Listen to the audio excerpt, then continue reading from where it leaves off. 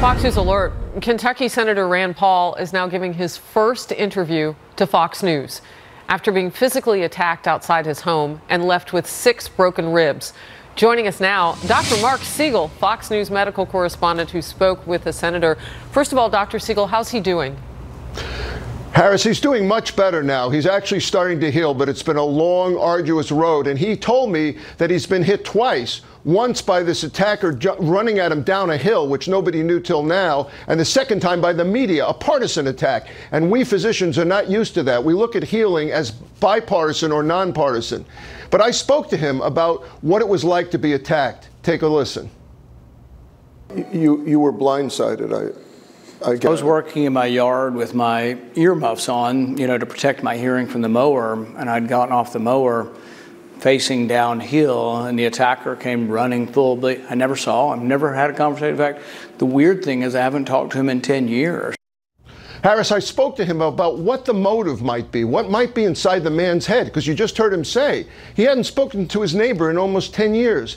And he thought about it and he said, I really don't know, but several things come to mind and they are actually political. Take a look. Do you have any idea what was in his head?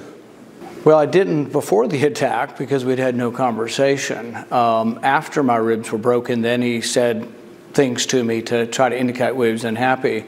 But I think I guess to me, the bottom line is it isn't so important. If someone mugs you, is it really justified for any reason? And so I think the more people belabored, oh, well, was it about yard clipping? Was it because he hates Donald Trump? Does he hates you because you oppose Obamacare?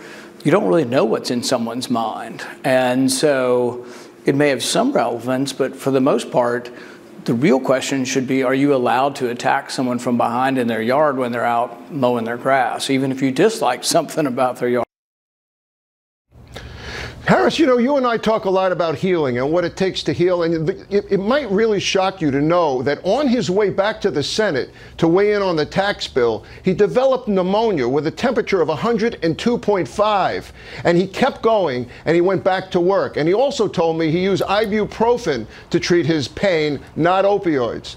Harris? Wow, that's a lot of detail, and people may wonder about the texture of your conversation. I want to point out, this was doctor to doctor, which you had an opportunity to ask in some things that maybe other people might not even understand if they ask the questions.